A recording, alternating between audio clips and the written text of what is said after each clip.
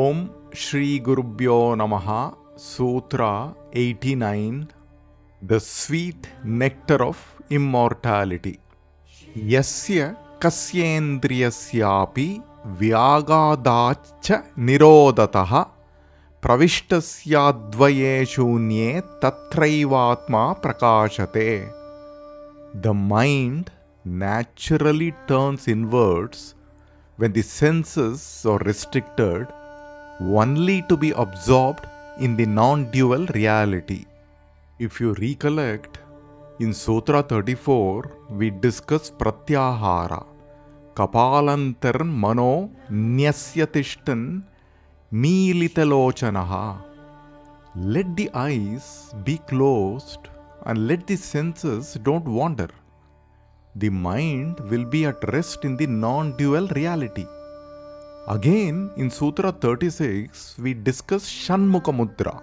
Hararudda Drugastrena Brubhedat Dwara Rodanath. Let the openings be blocked by the weapons. The hands are your weapons. Let the duality dissolve in the Bindu. In this, the yogi is absorbed and rests in the oneness. Again, Sutra 67 said, Sarvastrotaha nibandena pranashaktihi urdvaya shanaihi. Restrain the senses. By restraining the senses, a great happiness arises. Having discussed pratyahara in the previous sutras, is also indicating something similar. It says, the senses are restricted only for the mind to be absorbed in the non-dual reality. Mind naturally turns inwards. How do we understand this sutra? This is a continuity of Sutra 87 and 88. Sutra 87 said, contemplate on the darkness during the dark fortnight. You will realize the nature of Bhairava. Sutra 88 said, close your eyes and dwell on the darkness inside. Recognize Bhairava in the front. Firstly, visualize the external world as consciousness alone. This is Bhairavi. Secondly, close the eyes and visualize the inside as consciousness alone. This is Shiva. It does not matter if the eyes are closed or opened. This is about dwelling on the divinity both inside and outside. The mind is centered in the consciousness alone. The mind naturally turns inwards away from the world only to be absorbed in the non-dual reality. This sutra says, when the senses are restricted, the mind is turned away from the world. Shunya in the sutra is about the uncertain or illusory nature of the world. The truth is in the non-dual reality, advayaha. Shunye tatraiva atma prakashate. Advayaha shunye tatraiva atma prakashate. The Atman is the reality. Bhairava is the reality. Pravishtasya advaye shunye tatraiva atma prakashate. Pravishtasya means the one who has entered the reality. Like an arrow striking the target. The mind has entered Bhairava and has become one with Bhairava. The mind is no longer flowing out through the senses. The senses are not fetching the worldly information to the mind anymore. The senses are obstructed and restrained. The reasons for the senses to be obstructed could be many.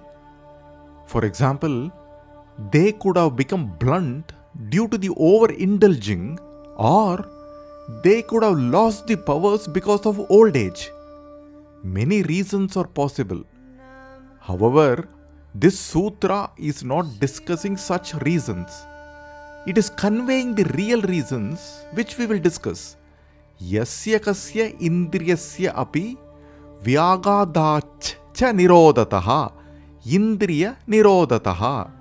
Indriya nirodataha is restraining the indriyams. Vyagata is obstacle.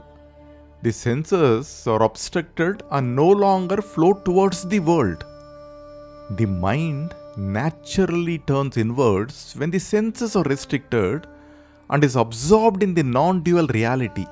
Tatraiva atma prakashate. The mind is filled only with atma vritti.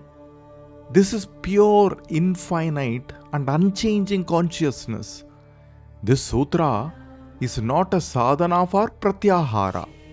Pratyahara has been dealt in the previous sutras elaborately, specifically in sutras 34, 36 and 67. Firstly, let us understand the nature of pratyahara. Ahara is food. When we are hungry, we eat. This is the food for the physical body. The food for the mind is the objects that the senses or the indriyams fetch from the outside world. Prati ahara or pratyahara is about not providing the food for the senses for the sake of pleasure. The senses are restricted to go into the world for the sake of pleasure. The senses are desperate for Vishaya Sukham. The mind enjoys the Vishaya Sukham and utilizes them to fetch the information from the world. The mind is forced into a condition where the human life is completely dependent on the senses. This results in overindulgence.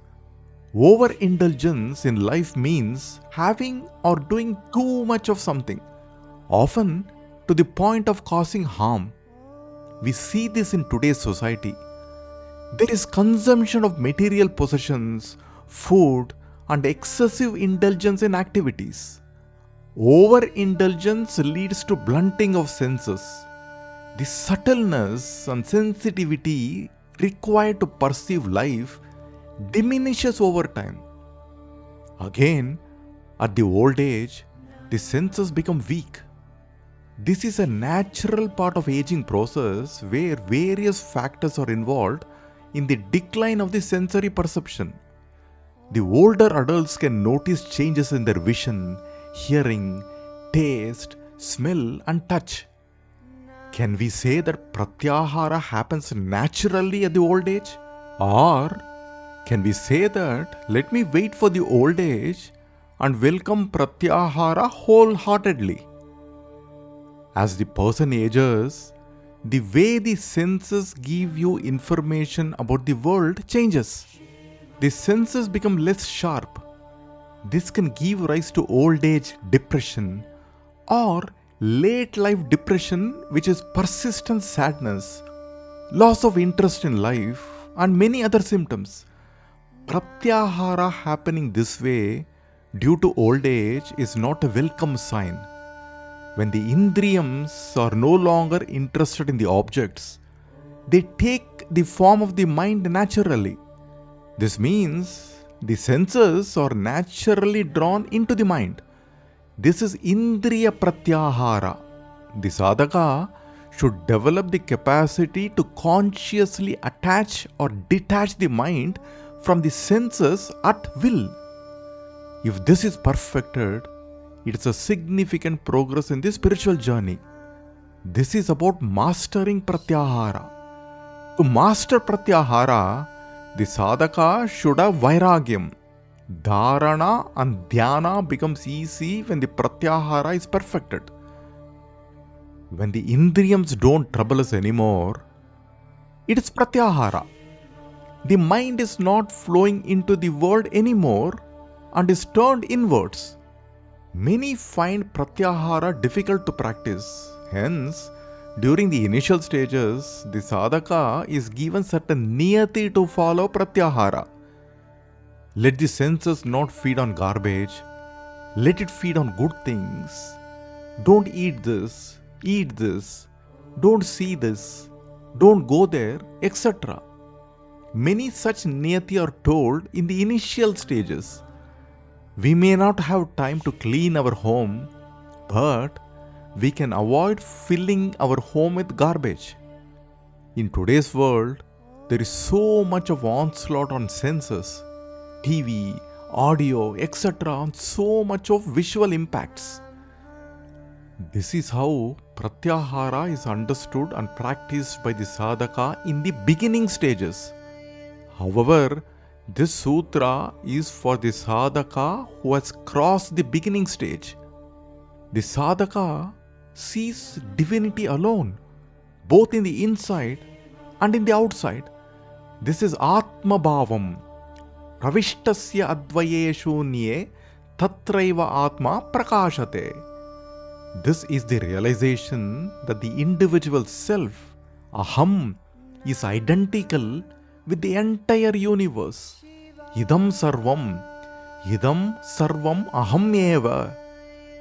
At this stage, there is no pratyahara since there is no dual vision anymore. This means pratyahara is natural to the individual. The world is not seen as separate from the individual. In the oneness, where is the duality? Pravishtasya advaye shunye. The Atma Bhavam has filled the mind. The world does not trouble anymore. All is Atma alone. There is no pratyahara and there is no bahirmukha vritti. There is a change in attitude while transacting with the world. It is the mind that creates all the differences and separatedness. The world is all Ananda. The heaven is right here on earth. The mind that is turned inward is in layam with the consciousness, the self. This is samadhi. The mind that is focused on the names and forms of the world is the aspect of ahamkara. The world is ahamkara alone. For example, the garbhagraham of a temple is surrounded by walls. This is called as prakaram. Similarly, the divinity in the inner space of our heart is surrounded by the panchakoshas. The mind that is turned inwards dwells on the inner space. Firstly, bring the attention to the body. So far, the mind was flowing outside to the world. If we must see ourselves, we must first bring the attention to ourselves. Start with the body and then the prakarams in the body, the 5 panchakoshas. Come towards the center, our own heart. The heart is the seat of the mind. The mind reflects the heart, the Sakshi Chaitanyam. Now, turn the attention to the Sakshi Chaitanyam. When the mind turns inwards, it is resolved into the self. The dharana must be practiced this way by turning the mind towards the source. This is the path for liberation. The sutras give us guidance. The sutras must be interpreted in the right way based on how the masters have taught. By following them, we walk their path. Abiding in the source naturally is liberation. The source is Bhairava. Yasya kasyendriyasyapi vyagadacha nirodataha pravishtasyadvaye shunye tatraivatma prakashate.